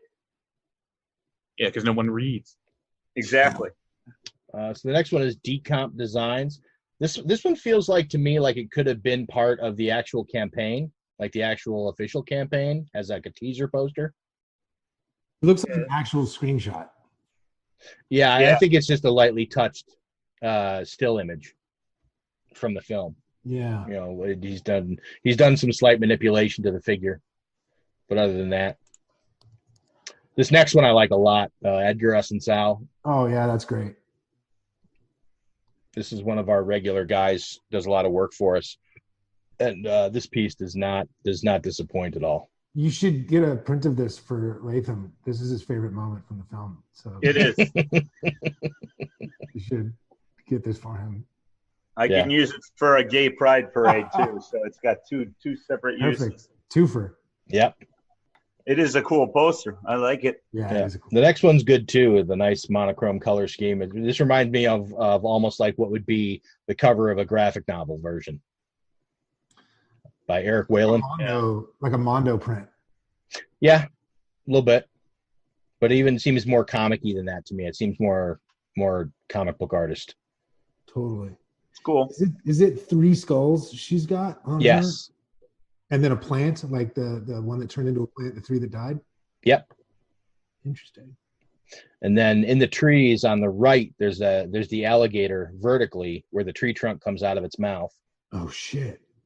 There's a lot of little hidden stuff in there. Like you'll notice also the tops of the trees turn into crystals. Like the crystal trees at the lighthouse. Oh, yeah. The guy in the pool is on the left. Oh, yeah. Like up against the tree. Yep. With the hand and everything. Good catch. Yeah, that's a cool one. That's nice. Yeah. Next one is by a guy named Greg Ruth. Oh, damn. James, you'll know that. You know him. Oh, yeah. Look at that. That's great. That's a stunner. Holy cow. Yeah, that's hot, dude. Next one looks more like to Hassan's point, looks more like a book cover. James Mason, not the actor. It actually looks like their book covers. The book cover I have for because I bought the trilogy in one volume. You know? Oh, okay. Yeah, they're selling them in one whole volume now. What are the other two called? Authority is the second one. Yeah. It's Annihilation, Authority, and I can't remember the title of the third. It's not an A word. Really? That's surprising. Yeah, it is surprising, actually.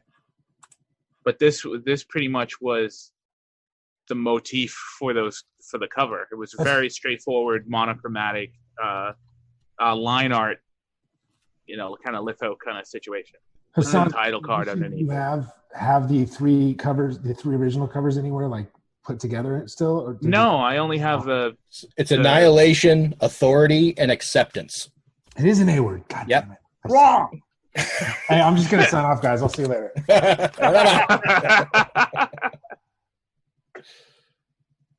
And I got to be honest, I never made it past. I read all of Annihilation and I read half of Authority. Yeah, I started Authority and I after 20, 30 pages, I'm like, it's not grabbing me. Authority is much more straightforward. Yeah. Much less suggestive, much more cerebral than horrific or mysterious. Yeah. And it just was like, So this next image by Jason Felix invokes a little bit of Ex Machina, actually, because the way she's standing with that dome behind her almost makes it look like the head of Ava. Yeah, that's a little. And then it's got interesting choice. The double behind her. Yep. Agreed. The next one is by Jock, believe it or not. Oh, I can see that. A Jock? No, there's a very well-known artist named Jock. Oh.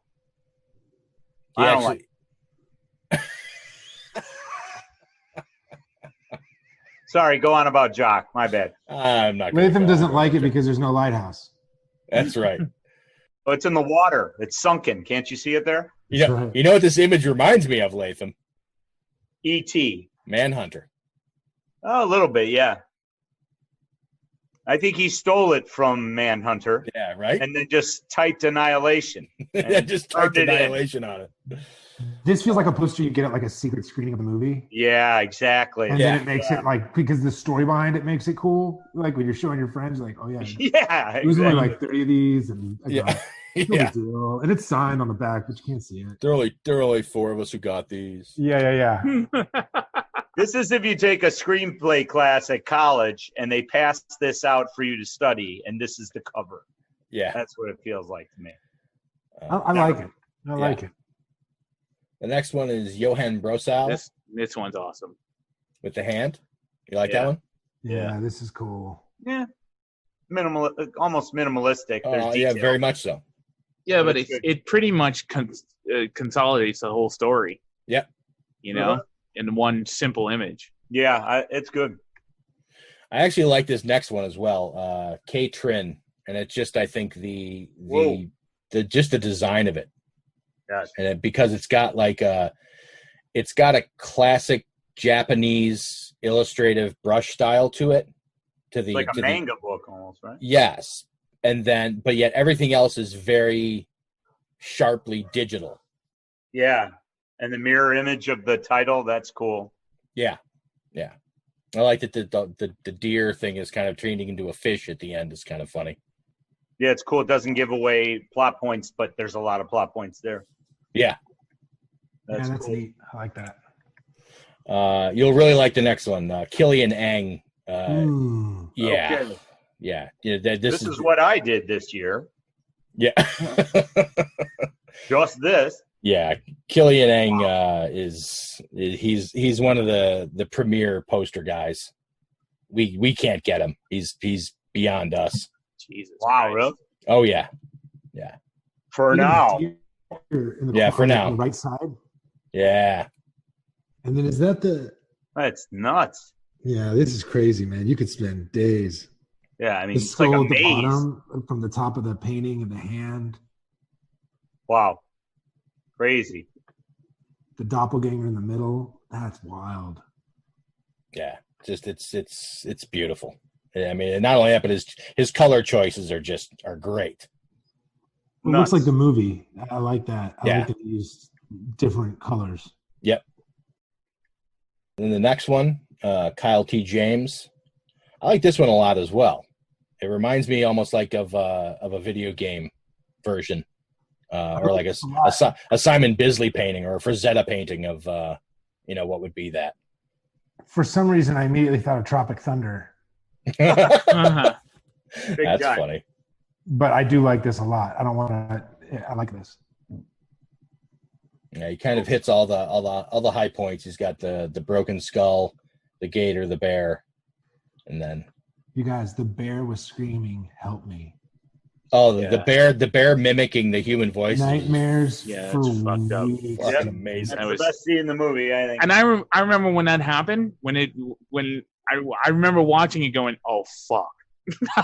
I was sitting by myself watching it and I actually yelled out, oh fuck. Man. Because I was like, Because I could literally feel it doing things in my brain. Like, Yes. oh, yes. my brain is not gonna let go of this image for quite a while. That's probably one of my favorite horror moments, top 5 horror moments of the last 10 years. I thought it was great. I loved it. Yeah, my only issue with it is everybody got over that really quick. Agreed. I will actually. I got no argument there. That would have ruined Well- everyone I know in life would have ruined people. That would have literally made people snap on sight. Jump up and I land on my own neck and I just end it all. Yeah, there you go. Hey, right here, buddy. When my friend walks away and turns into a flower and the bear ate the rest of them. That's right. I mean, That's it's good. I guess it's good that they weren't friends, Yeah. so they didn't really know Just each other. acquaintances. Yeah. Yeah. So that helps, but Right. So That scene was jaw-dropping. Oh, next is Lauren Sue. Gator jaw. That was good. Yeah. Yeah, this is looks like a book cover. Yeah. This is another one that looks would be work as a book cover. Yeah. Lovas Tibor is the next one. Unfortunately, it makes me think of Christmas, but that's just This makes me think of the runes. creepy Christmas. the rune. Oh, the ruins. The ruins. You see Yeah. that movie? Yep. Oh my God. Yeah, I forgot about that. It's the same thing the bear did. Yeah. Yeah, it wasn't funny. That was another movie that was like, oh, come on. Yeah. Oh, Killer come on. Plants? Are you kidding me? Wasn't that a Crichton novel? Was it Crichton? No. No, It was Scott. The fuck's his name? I don't know, but did he do anything after that? I He don't did think- something before that. Yeah. I can't remember his name. Sorry, I I keep didn't thinking, mean to I think derail. thinking Speedman, but it's not Scott Speedman. No, it ain't Speedman. Scott Smith. Scott Smith, yeah. He couldn't remember Smith. I know. I hate when that That's happens. why it was too basic. So the other book his first book was a book called A Simple Plan, Oh yeah, dude. That was made into a Yeah. great Okay. movie with Billy Bob Thornton. Yeah, that's a really good movie. Yeah. That's only 2 novels he's written. Wow. Okay. Anyway. Yeah, red and green. So. Merry Christmas. So the next one is the first of our Flower People images by Maz Khan. Oh, that's neat. Yeah. Yep. There's another one down the line here a little bit that's a little better on execution and done in 2 different colorways, but this is still solid. Next one is by Matthias Barant. Oh yeah, that's cool. Yeah. It reminds me of almost like of a chalk drawing. Mm-hmm. But, I think I'm going to admit that I like the movie better after we talked about it and looked at these posters. Wow. Excellent. Very hard to admit that, but I'm admitting it. All right. So the next image is by Messy Pandas, and it's nothing but text. Yeah. I was trying to figure out the ATG cat thing. Like if that's that DNA, isn't it? Is that what it is? Is it the amino acid designations? I think so. Oh, that makes a lot more sense. I'm not positive. I'm not a biologist. But I play one on TV.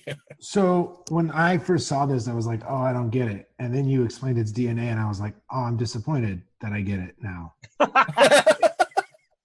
That's an interesting roller coaster to travel. That was down. a lot of emotions for a poster. It's in a span of 30 seconds. Yeah. There was betrayal and anger.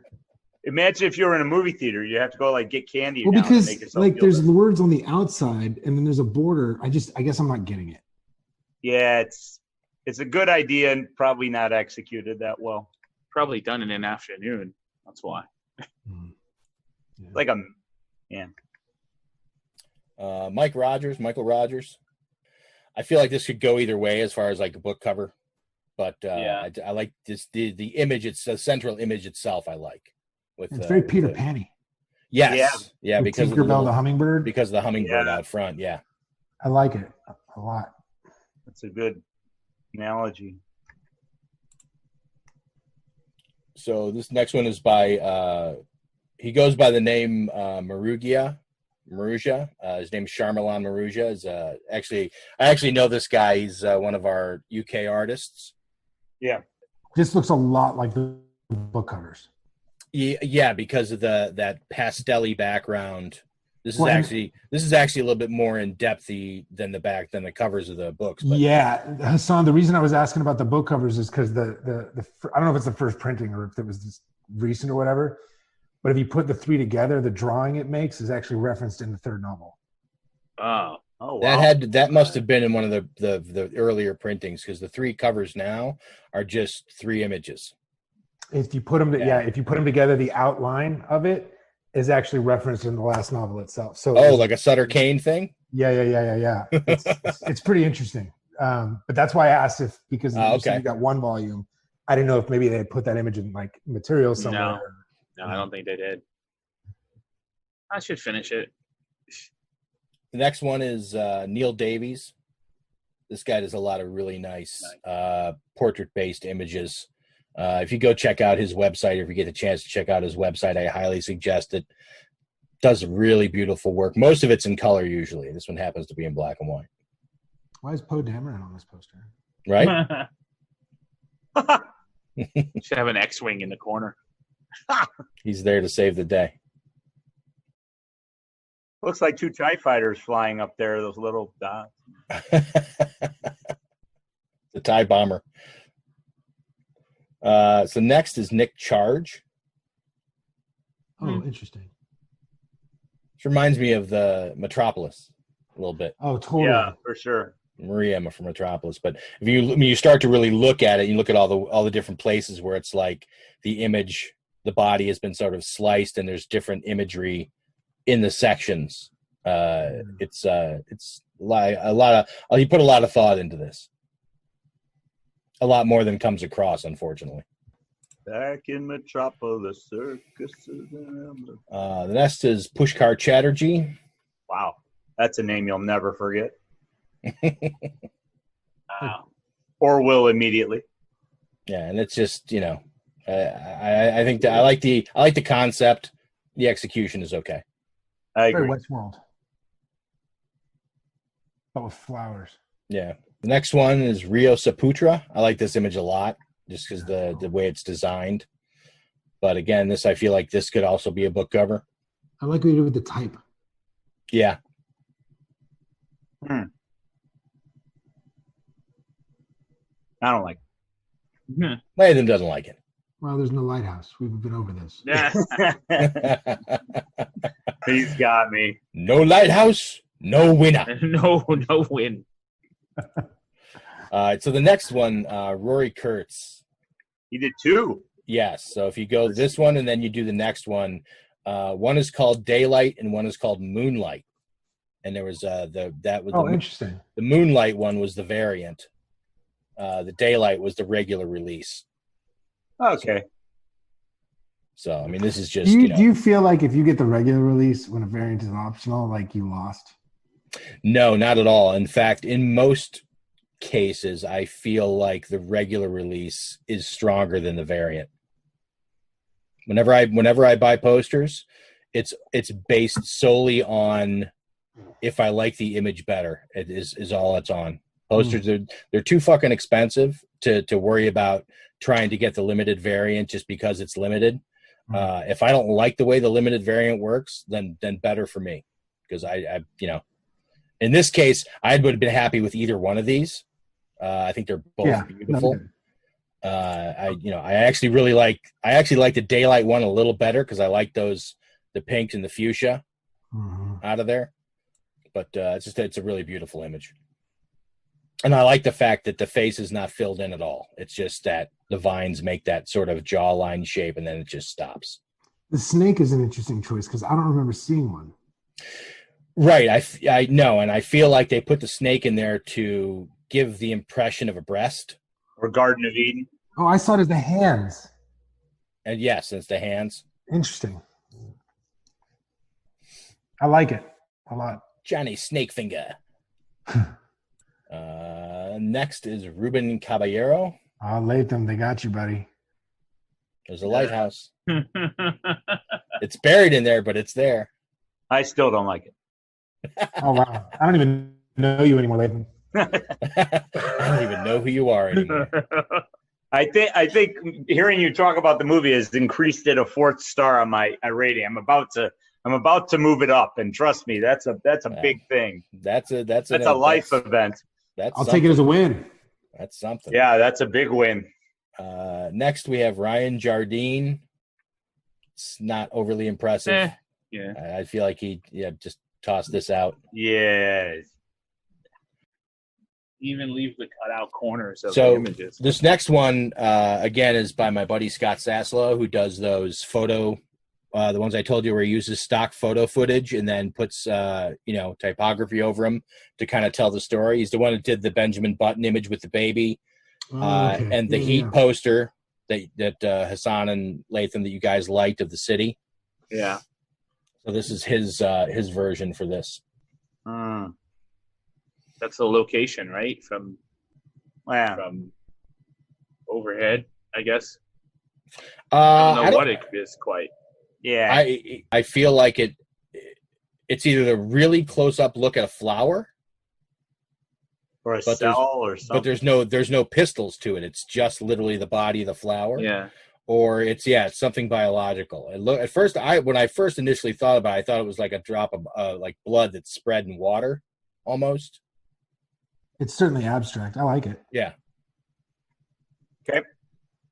Next is Sanika Maha. Oh shit, that's cool. Yeah. Wow. Okay. Just a close up on the pool guys. I don't know why the title cards always have to be so. If your image is already that stark, then why be crafty with the typography? Yeah. You know? Good call. Just spell it out. The book covers do that, and I wonder if the people who are doing that, because I've seen that a lot on these, yes, they're just fans of the books, because all the books, or at least in the printings I've seen, Right. the type that way, and I think they're just copying it. They're taking another aspect and to throw into the design. Yeah. But I agree with you, Hassan. Like I think this would have been cleaner. This is that. Yeah, right at the bottom. You know, it wouldn't have robbed ad agency. Now just bring it down and put it at the bottom. Yeah, it wouldn't have robbed the image at all, and it would have, you know, it would have showcased the name, and then it would have led your eye right down to the title card. You know, that would have 100%. Next is a designer named Sister Hyde. It's a fucking cool name, by the way. Sister Hyde. Yeah. That's what I'm doing wrong. I don't have a catchy name. The skull superimposed with like the old medical drawings of a skull and a heart and a jawbone. I like this. Yeah. I mean, it gives away a huge plot point, but yeah, it's okay. Yeah, I think it's the colors that do it for me. Yeah. The teeth running down the middle like a spine. So next is Thomas Riegler. You know, real simple execution, but effective. Did you guys watch Doom Patrol? No, I'd like to. Okay, no, I'm not going to say anything then. But there's a character on Doom Patrol. This is reminding me of them in a great way. Oh, okay. What is that on Netflix? Right now it's on HBO Max. HBO Max. Okay. Yes, sir. The new season just dropped, right? So, but they're doing the weekly thing. Check it. Hassan, did the Umbrella Academy drop too? The new one? No, not yet. No, not yet. At the end of this month. End of this month, but it's all at once, not. Yes. Gotcha. Yeah. Okay. Cool. Looking forward to that. Yeah. Next is Tomer Hanukkah. This is another beautiful image. Yeah, I like this. You know, there's this is neat, man. Another, you know, a lot of mirroring, and then also tied in with a lot of just simple design, simple Oriental-based design or Asian-based design. Guys, where are the black dots from? Because I'm seeing a lot of posters and I'm having a hard time remembering where they were in the film. Me too. I've seen the black dots show up a lot in the posters, and I can't remember where that's coming from. Is that the hole? No, not the hole in the lighthouse. The hole in the lighthouse. Maybe. I don't know. I guess, I mean, I'll go. I like that on the right side at the top. I like that the growing out of the tree is the half guy from the pool, and then on the other side is the doppelganger in the tree. You know, that seems to grow out of the tree. But as the doppelganger is all in black silhouette, as it goes into the tree at the bottom, it's a human leg tied in with the tree branches. That's neat. Yeah, I like that a lot. And someone's lying, staring at you at the bottom left. Yeah. Yeah. The head. Shit. I totally missed that guy. Yeah. Lost in man, the, it's Oscar. It's Poe Dameron. I don't like him looking at me. Yeah. Moving on. Don't like it. I've deleted it. Next is Zach and White. That's a really cool idea. Yeah, I like this. That's cool. Pretty much captures it. Yeah. And then the last one here is Zishu. Well, it's the bear. The bear at the pool wall. Yeah. Okay. That fucking bear, dude. That goddamn bear. I gotta admit, it was that bear thing that made me not watch the film again for this review. Oh, really? Yeah, I'm like, I'm not going back in there. It's messed up, man. I remembered how are you gonna forget that movie? It's a vivid movie, and I read the book, so I figured I was all right to discuss it, but I'm like, I ain't going back. James, you said it was one of your top 5 horror scenes lately. What's another one? Can you think of one? Well, I can tell you one that made an impact. I don't know if it would be in my top 5, but we were talking about The Color Out of Space, and there's a scene with a mother and a son that really fucked me up. Yeah. That was okay. There's a lot of stuff in that movie that What's I think. it called again? The Color Out of Space. The Color Out of Space. There's a moment in that movie that really messed me up. There's a few. There's a few I think that I'm completely immune to that kind of stuff, so I don't usually get those kind of feels out of that stuff, but I recognize them as things that I think would throw some people a little bit. There's more than a handful in that movie. Yeah, and I think Midsummer did a good job too. There was some stuff. I mean, I need to watch that. That was one that really had some pretty iconic moments, in my opinion. That stuck with me. I'd say that scene from Hereditary was had to be probably one when it comes to Hereditary was great. Horrific things. There's been a bunch of really good Hereditary. Hereditary, yeah. I like an Ari Aster. Sorry, go ahead. What was Hereditary about? They had the little girl and the brother and the mother. Yeah. The dollhouses. Yeah. Ari Aster and Alex Garland are both the same thing in my book. They both have a lot of potential and haven't reached it yet. That's how I feel about them. Interesting. I would agree with that. I mean, I'm excited to see where they both go next. I just hope they don't turn into. Who's the guy that did The Crow and then did Gods of Egypt? Oh boy, Proyas. Alex Proyas. Yeah. I think Proyas is filled with potential. Did he do Sunshine? No, that was Boyle. That was Danny Boyle. He did Dark City. Dark City, yeah. I love Dark City. Dark City and The Crow are two great films. Did he do anything else, or that was it? Yes. He did I, Robot, and then he did Gods of Egypt. Oh, he did I, Robot? That's I, Robot. That's cool. And then Gods of Egypt, huh? Yeah. That's not as good. Don't watch that movie. No, I won't. No, I won't. Normally, this is the point where we will discuss briefly how the main film, Annihilation, would sit in amongst the director's library of works. Now, this director having only 2/3 films, because Latham, if you talk to Carl Urban, Alex Garland directed Dredd, even though he's not credited as director. Is that the new version of Judge Dredd? Correct. Is that the one? Yeah. Okay. Who plays Dredd in that? Carl Urban. Oh, duh. Okay. So technically, the guy who was credited with directing that film had issues from the start with the project, and from what I understand, he stayed on the film throughout the editing process, but Garland has actually directed the film. Okay, well, and had a hand in editing, and I didn't see it because it's been brought up multiple times across multiple people in multiple interviews, and everyone just sort of like shies away from the real solid answer on it.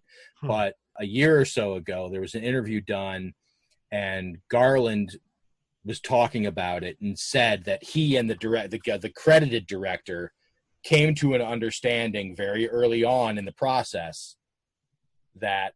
And he didn't go into detail about what that understanding was, but the other guy got the directing credit. But he basically said that, yeah, I directed the film, but no one will ever know it. Interesting. What?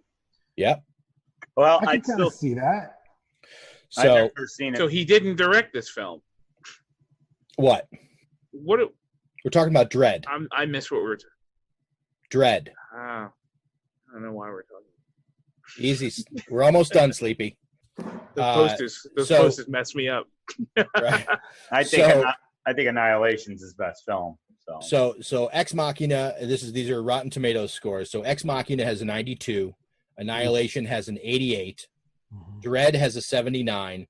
And then if we include his screenwriting, 28 Days Later has an 87. Sunshine a 76. Okay. Wow. I'm glad to see he's above 75 on everything. That's great. Pretty much. Yeah, those are good scores across the board, basically. Yep. Yeah, this is his most accomplished film, I would say. So, I have a hard time between this and Ex Machina because I really liked Ex Machina. I realized how much I liked it again today, and I think that partially it's sold on the fact that I absolutely adore Alicia Vikander. Yeah. I'll watch her in anything. Oh my god, dude! It's the only thing that made Tomb Raider watchable. The new one. I'm hoping they give her a better script this time around. Yeah, me too. She was great. Yeah. If you haven't seen Annihilation, you should definitely check it out. It's absolutely worth your time. Honestly, any of those movies that he was a part of, like all 5 of those are worth. And so far, everything he's written novel wise, I've enjoyed as well. He actually has a short novel called Coma I have downstairs that I haven't read yet. not the Robin Cook coma, but something else obviously called Coma, but I haven't read yet. So, but that's never been, and that's never been adapted to anything that I know of so far. So I guess that's where we're at. Thanks to Purple Planet Music. Get your own awesome music at purple-planet.com. Please check out our website at cinementalpod.com for all of your poster images we discuss on Down the Tube segments. And don't forget to download and subscribe to Cinemental wherever you enjoy your podcasts, or you can always listen to new episodes at cinementalpod.com. Also, you can follow us on all major social media accounts at cinementalpod. James, my friend, thank you so much. Thanks, guys. This was great. fun. It was great having you. Super enjoyable. If there's anything you'd like Even though you're wrong about all the movies you like. I'm going to keep agreeing to disagree with you, as unlike it or not. You have anything you want to plug? No. Nothing I'm writing is ready for plugging yet. Okay. All right. I don't know. Come say hi.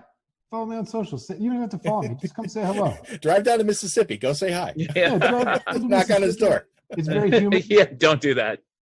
You have to say don't do that in order to stay. I'm actually curious. You know what? Come out to the Go ahead. Let's see what happens. Yeah. Will someone really do it? No. You have no idea what you're doing. He has posted the town he lives in, and he has posted pictures of the exterior of his home online. This is true. So, and I live in Mississippi, so all of my neighbors have lots of guns. So it's won't matter. How many guns do you have? That's the question. No. I don't roll like that. I don't. Now you just said you're unarmed. Oh my fine. God! Look. You know what I'm armed with, Hassan? What's Hugs. that? Oh, yeah. Okay. I'm done. Hugs. And wit. And wit, Hassan. What are you going to do about his hugs and wit? That's right. Done. Oh. Many thanks to Hassan Latham, and as always, in the words of our friend and mentor, Truman Burbank. Good afternoon, good evening, and good night.